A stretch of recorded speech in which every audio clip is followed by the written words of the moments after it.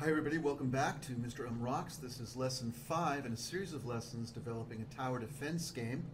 And the tower defense game that we're building right now is eventually going to become something called PhatKids. Right now we still have enemies and turrets and so forth, but eventually we're going to change the graphics. The idea behind this is that we can develop the code and then change the graphics later on so that people can write different games using the same basic, let's call it a game engine. In any case, we're at the point right now where we have main game, and I've got a function called load waypoints, and load waypoints is going to load an array of waypoints. And so in the main function, if I come back up here to the top, I notice that I've got an array, declared an array of waypoints. It's just of type array right now. But down in the bottom, I'm going to have a function called load waypoint array. And to load this, I will create a series of point variables. I'll call, let's say, WP1. And this is going to be of type point. And so I'll say equals new point. And I use the operator new. And I can load this with point values. One of the things you can do with the point class is when you instantiate it, you can put in a value. So I'll put in 500, 100, and I'm going to repeat this for 6 waypoints. And the idea behind this is I'll load my array, and then I want the enemies to follow the waypoints as they're moving across the screen. Now we're going to change this later. Later on, we're going to change it so that we don't actually have to put in the numbers or the coordinates of the point.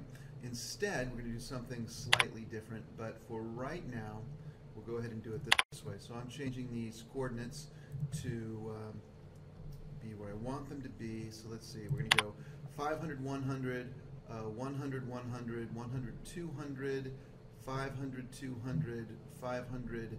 Let's make this 400 and 400. Let's take this to negative 50. And I want this to follow a path across the screen. And now, once I got these guys set up, see, I need 6 distinct waypoints, so I'll change these numbers, and they're ready to go. To load them into my array, I just say WP1 and so forth. WP2, WP3, and these guys are going to be sent to my enemy class when I create that class, or when I instantiate that class. So this is going to be 6, and messed up here, so let's go back, let's say 5. Okay, so now that this guy is created, and I've loaded these waypoints, what I want to do is I want to send these guys to my enemy when I instantiate it. And so I do that here where it says init enemy, and right now I have variable enemy equals new enemy. What I want to do here is send this guy waypoints when I create this object. And so I've got waypoints, make sure I'm spelling it correctly, and save that. So right now this won't work. If I run the program, I get some errors, and the key thing here is I've got 2 equal signs in each of these. Okay, so I've got some weird errors, but apart from that, I'm sending a parameter, but I'm not receiving. And so it's going to say expecting right back for WP3. I don't have a comma before those guys. Let's try it again. Okay, this is the error I was looking for. An incorrect number of arguments expected no more than 0. And so it doesn't know what waypoint 6 is. That's because I didn't number that correctly. And so now the way I get rid of this top error is that when I instantiate the enemy, since I'm sending in a parameter, I need to have an array here. So I'm going to call it WP, and I'll call this guy array. Now it looks like it will work, but notice they're not following the waypoints because I haven't told them how to. So what I'll do now, WP can only be seen between these 2 curly brackets. The scope, if you will, of that is between the 2 curly brackets. So I want to create up on top here another variable, and this is going to be just like in the main document class. It's going to be waypoints, and this is going to be an array. Since I'm declaring this between the class and before the constructor function, waypoints can now be seen anywhere in this class. And if I set waypoints equal to WP, I will be able to see waypoints anywhere in. So this array of waypoints, or the point values, are going to be seen anywhere in this class when I look at waypoints. And so that's what I'm going to do in here. I will, at this point, begin to make some changes down here. So let's make sure this is all working. I've got no errors. That's good. So how do I get these enemies to follow the waypoints? And that's going to take a little bit more work. What I will do is, this is moving the enemy. I think I will take this for right now and just block this out. So if I do that, right now the enemies are not moving. And so what I'll do is, I want to get a couple more variables. I'm going to set up a variable called, let's say, cur waypoint. And I'm going to keep track of which waypoint I'm looking at. This is going to be an int, and I'll set that equal to 0 to start off with. I'm going to create another variable called max waypoint, and that's going to be the length of the waypoint array. So, in one instance I may send in 6 waypoints. I may want to send in more waypoints. No matter what I send in, I want to be able to set that equal to max waypoint. So I'll set this guy equal to 0 for right now. And I think I'm going to have another variable here called distance. Let's say distance to waypoints. I'll just say dist WP. And that guy is going to be an int also, and I will set him equal to, I think I'm going to set him equal to -1, and I'll explain why a little bit later. And so that needs to be a colon, not a semicolon. All right, so now I've got my variables set up, and these are all, can be seen anywhere within this class. And let's go ahead and write some pseudo code in here. What I want to do is, I want to check the distance to the next waypoint. And to do that, I'm going to have to write a function. So I'll say check distance to next WP, and I'll say dist WP. That's the variable that I set up on top, and I'm going to set that equal to get distance to next WP. So I'm going to make a function. Let's just make that get distance to waypoint. That sounds better. So get distance to waypoint. I don't have that function written right now, so I'm going to do that. And then I'll say, well, let's go ahead and write that function right now. So right here, I'm going to create this function, and I'm going to make it, let's just say function. I don't have to use the keyword public right now. I'm not going to use this from anywhere else. So get distance to waypoint, so I can take this name and simply paste it down here. And I'm not going to receive any parameters, but I am going to return an int, and I will put my function between these two curly brackets. And so what I want to do is, I want to check and see how far away this enemy is from the waypoint. And so I can use the keyword this, and to find out the distance, I can set up a variable, and I'll call this guy dist, and I will set this guy equal to, let's set him equal to -1. So it's going to be an int equal to -1, and at this point I need to check the distance. I think I'll come back and put an if statement in here in a little bit, but for right now let's just do the math. So to check the distance, let me go over here. Hopefully this is getting caught on our caption software, but the basic math is pretty simple. It's algebra 1, and so if I want to have two different guys on my plane, I've got my waypoint and I've got my enemy. I've got my enemy x coordinate, I've got my enemy y coordinate, I've got my waypoint x coordinate, and my waypoint y coordinate. What I want to do is take this distance and this distance. So this is going to call this dy, and I'm going to call this dx, and then I'm going to use those two guys to find, let's call this d, or distance.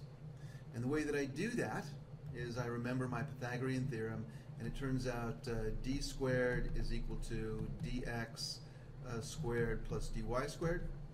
Okay, that's simple. Or if I want to solve for d, that's equal to the square root of dx times dx plus dy times dy. Okay, so that's the basic math I need to find the distance and that value that I'm going to return. So if I get out of here, and it's not letting me out, okay, let's get rid of that. So come back over here. And the way that I'm going to do this is I'll just say variable dx is an int, and that is equal to, now the waypoint is going to be pointing to the first element in the array when I first come in here. But in general, I'm going to say waypoints, and I'm going to increment this counter variable. And so I'll say current curr waypoint. That's the waypoint that I happen to be looking at. So that's going to be .x, and I subtract from that this .x.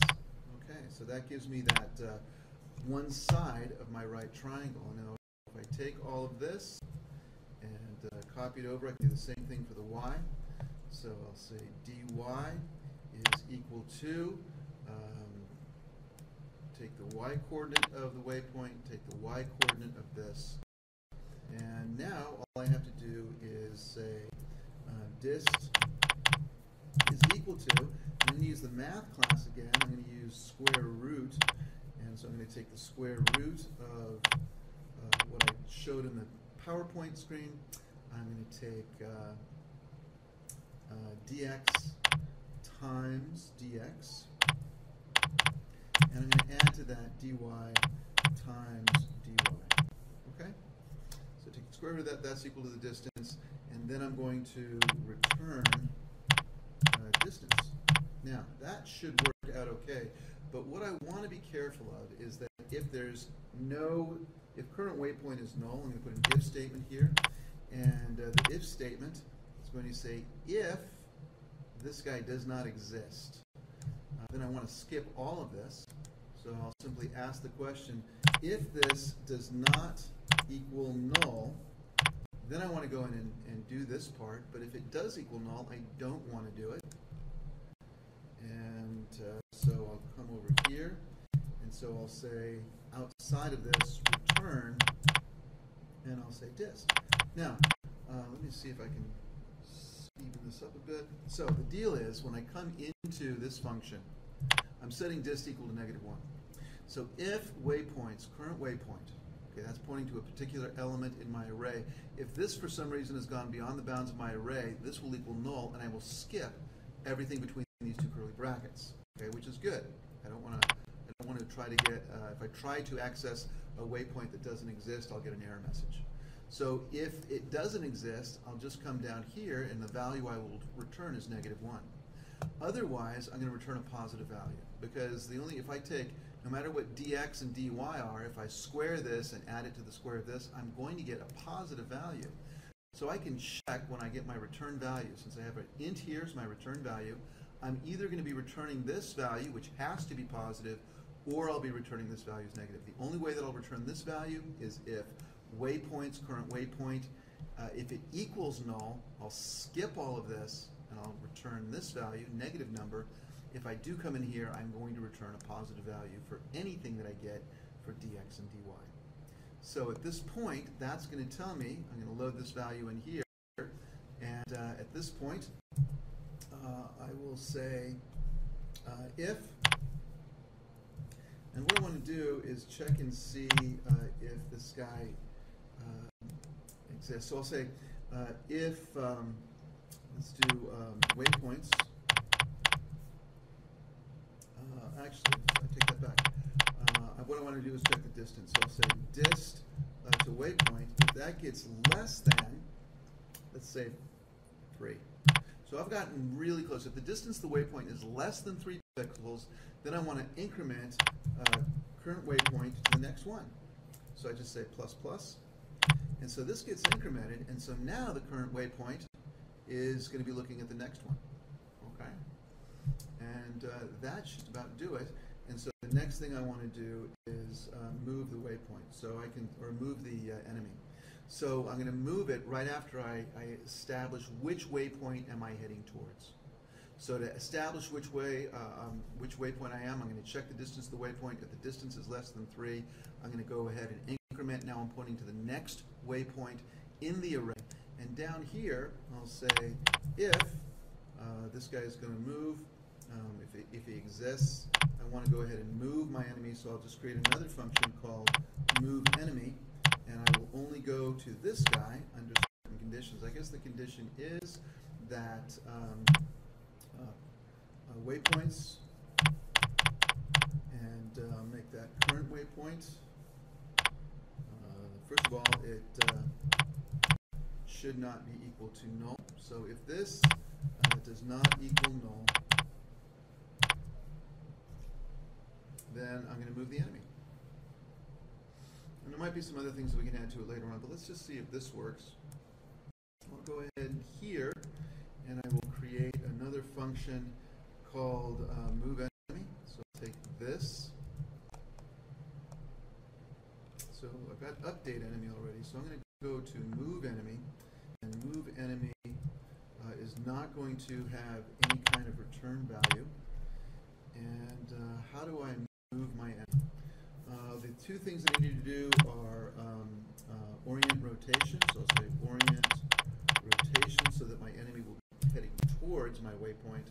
And the second thing I need to do is move the enemy in that direction.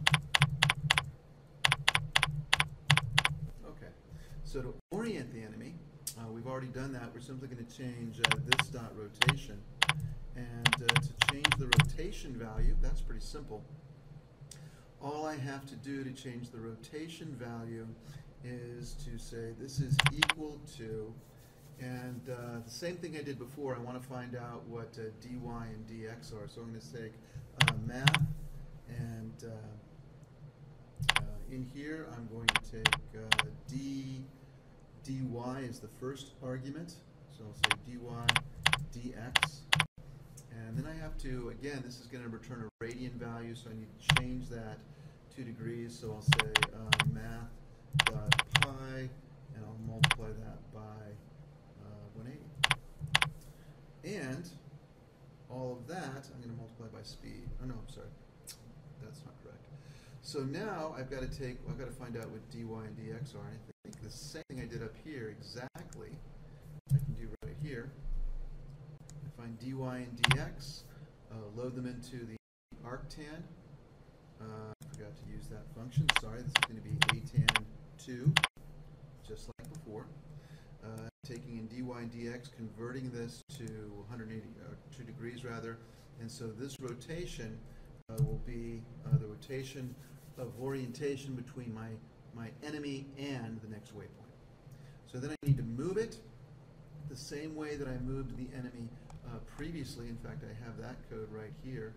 So I'll just take all of this, copy it, and if I take that and put that down here, does that do it? Let's see. This dot x is equal to this dot x plus math cosine, and now I'm converting from rotation. I've got 180 degrees, so I've got degrees. I'm converting from degrees to radians for the cosine multiplied by speed. I've got a speed value up here is 10. I think this is going to work. Let's try it and see. Got some errors. So property rotation, and again I've misspelled something. So let's change this rotation to rotation. Rotation. Okay, that looks good. Everything else looks like it's spelled correctly. And okay, got some problems, but some of my ships didn't. Now the problem is going to be here. I need to set this to a large enough number so that the ship at certain speeds can break out. I bet if I change this to 5, it will. Yeah, so that actually fixes the problem. And now the ships are all moving around those waypoints. Okay. Now when I initialize initialize the waypoints back in main, or initialize the enemy back in main game. Right now they're just kind of showing up in a random spot. And so I can change that. If I come down here, and instead of taking a random value for X and a random value for Y, I can say enemy X is, let's make this 800, and enemy Y, let's make this 0. And the rotation,